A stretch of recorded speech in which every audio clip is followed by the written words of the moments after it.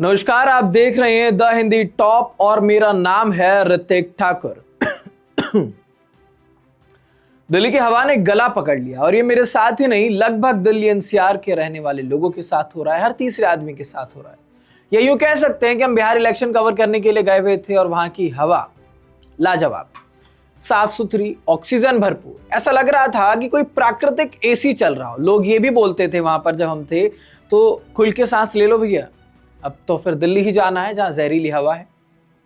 और यकीन मानिए वही हो भी रहा है। हम दिल्ली जब वापस लौटे हैं तो यहाँ की हवा ने जो हाल किया है, वो परेशान तो उससे बहुत है, लेकिन आना भी पड़ेगा, आप लोगों को बताना भी पड़ेगा। इसलिए सुबह सुबह की अगर बात करें तो आज सुबह 7:47 पर नोएडा का AQI जब देखा तो वो 561 था, यानी कि खतरनाक से भी ऊपर का ये लेवल है। मतलब अगर आप बाहर निकल रहे हैं तो मास्क ही नहीं, ये हो सकता है अगर इसी तरीके का पॉल्यूशन रहा तो कुछ दिनों में ऑक्सीजन सिलेंडर साथ लेकर घूमना पड़ेगा। तो आप सोचिए कि ये रोज की बात है, सभी को लगता है कि रोज की बात है, लेकिन इस बार यकीन मानिए हद हो चुकी है। एक रिपोर्ट आती है सामने जिसमें क्लाइमेट ट्रेंड्स की ये रिपोर्ट है। 2015 से लेकर नवंबर 2025 तक का जो डेटा है, इसमें 11 बड़े शहरों के नाम है। इस रिपोर्ट में जो निकला है, जो खुलासा हुआ है, वो सुनकर आप कहीं ना कहीं चौंक जरूर जाएंगे। पिछले 10 साल में एक भी बड़ा भारतीय शहर ऐसा नहीं रहा जिसका सालाना औसत AQI कभी भी सुरक्षित रहा हो, यानी कि 0 से 50 के बीच में, एक भी नहीं।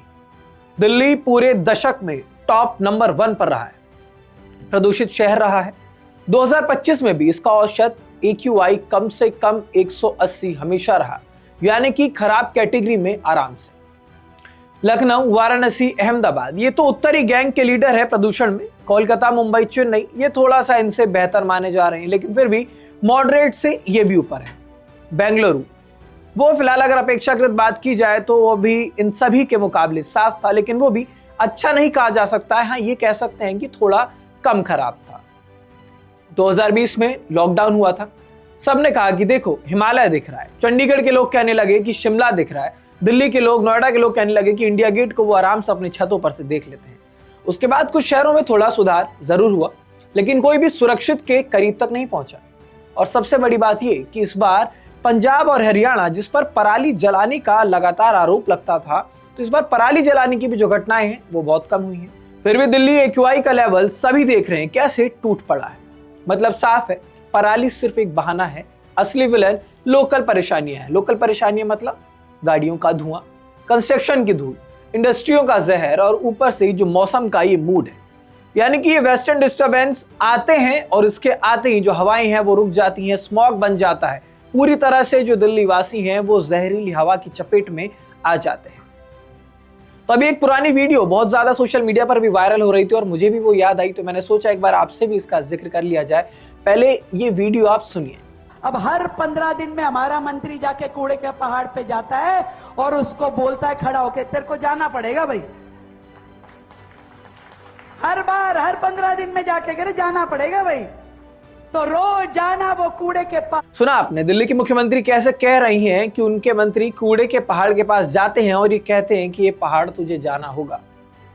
और हकीकत है, अगर ये जो उपाय है ये इतना कारगर अगर है, तो मैं दिल्ली की मुख्यमंत्री रेखा गुप्ता से गुजारिश जरूर करना चाहूंगा कि मैडम आप एक बार पॉल्यूशन के लिए भी इस तरीके का कोई काम कीजिए कि पॉल्यूशन को, स्मॉग को, प्रदूषण को आप ये बोलें कि ये प्रदूषण तुम्हें जाना होगा, ताकि दिल्ली के जो लोग हैं ना वो एक सुरक्षित हवा, सुरक्षित वातावरण, एक शुद्ध हवा में रह सकें। क्योंकि ये मैं पर्सनल गुजारिश भी कर रहा हूं, जब आप ये वीडियो देखें तो मैं चाहूंगा कि अगर ऐसा करने से पॉल्यूशन या फिर प्रदूषण जिसे हिंदी में कहा जाता है वो थोड़ा कम हो, तो कहीं ना कहीं हमारे लिए बहुत लाभदायक भी होगा। लेकिन कोई बात नहीं, ग्रैब की हम बात कर रहे हैं, ग्रैब भी लगातार लागू होता है। कोशिश की जाती है कि कैसे दिल्ली की NCR की हवाओं को सुरक्षित रखा जाए, शुद्ध रखा जाए, इसके लिए तमाम कोशिशें की जाती हैं। ग्रैब फॉर्मूला लागू किया जाता है, फिर उसको हटा दिया जाता है। ट्रक्स को बैन किया जाता है, फिर छूट मिल जाती है। और फिर हम रोज सुबह उठकर एयर क्वालिटी इंडेक्स चेक करते हैं। जैसे मौसम का हाल देखने की आदत थी बचपन में, वैसे अब भी देखते हैं।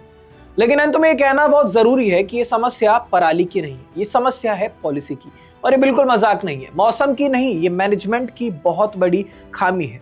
और जब तक systematic, science based long term plan नहीं बनेगा, तब तक हम ये कहते रहेंगे कि मास्क लगाओ, घर में रहो, प्रार्थना करो कि कल जब सुबह हवा चले, 1-2 दिन में हवा चले, वो शुद्ध हो जाए। लेकिन नहीं, ये सिर्फ एक मैनेजमेंट की दिक्कत नहीं है।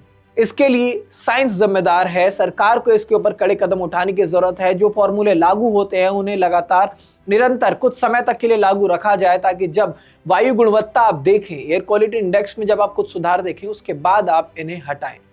तो सरकार पे लगातार इस बात का इल्जाम भी लगा है कि कैसे जो हवा है वो पिछले 10 सालों से हम देख रहे हैं किस तरह से खराब थी, किस कदर खराब थी। इसके पीछे के कारण क्या है उनको जानने की जरूरत है, ताकि जो दिल्ली के लोग हैं, जो दिल्ली एनसीआर में रह रहे लोग हैं, वो एक शुद्ध हवा में रह सकें। जो ये प्रदूषण के क्षेत्र में दिल्ली सबसे टॉप लेवल पर चलता है, वो कम हो सके। तो ये वीडियो कैसा लगा, इसे देखकर लाइक, कमेंट और शेयर जरूर करें और द हिंदी टॉप चैनल को सब्सक्राइब कर लें।